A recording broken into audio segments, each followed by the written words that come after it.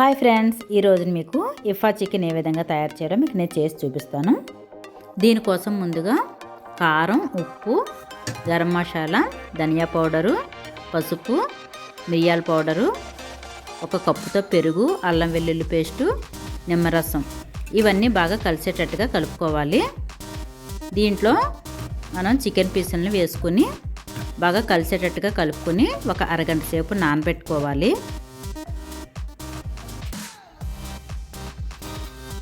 నేను 2 కోడిగుడ్లను కూడా ఉడికించుకుంటున్నాను. అరగంట సేపు నానపెట్టుకున్న ఈ చికెన్ పీసెస్ని మనం ఫ్రై చేసుకోవాలి.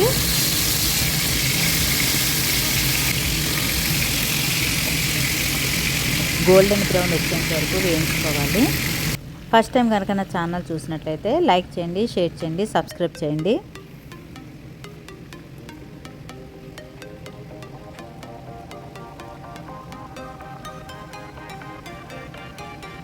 ఈ ఇఫా చికెన్ అయితే చాలా టేస్టీగా ఉందండి, మీరు కూడా ట్రై చేయండి.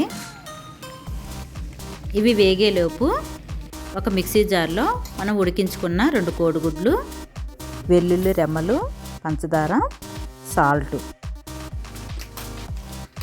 ఫ్రెష్ క్రీము, మీ దగ్గర ఫ్రెష్ క్రీమ్ లేకపోతే పాలమేగడ కూడా వేసుకోవచ్చు, చీజు, కొద్దిగా నీళ్ళు వేసి మెత్తగా గ్రైండ్ చేసుకోవాలి.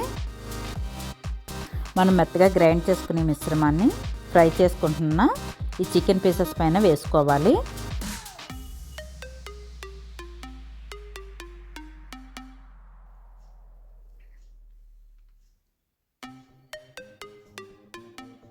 ఈ విధంగా వేసుకున్న తర్వాత పైన కొత్తిమీర జల్లుకొని మూత పెట్టి 5 నిమిషాలు ఉడికించుకోవాలి. అది ఉడికేలోపు మనం పక్కన చపాతీ కూడా చేసుకుని రెడీగా పెట్టుకోవాలి. ఎందుకంటే దీన్ని చపాతీతో తింటే చాలా బాగుంటుందండి. నేను పక్కన చపాతీ కాలుస్తున్నాను.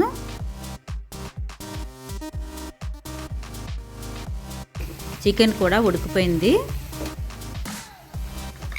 నేను సర్వింగ్ ప్లేట్లోకి తీస్తున్నాను.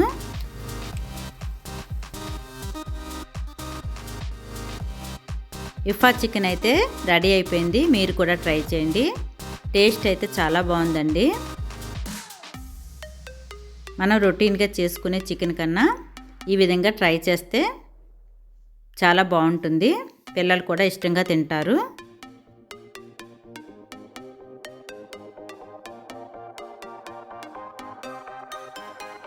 ఈ వీడియో మీకు నచ్చిందని నేను అనుకుంటున్నాను. ఈ వీడియో కనుక మీకు నచ్చినట్లయితే లైక్ చేయండి, షేర్ చేయండి, సబ్స్క్రైబ్ చేయండి.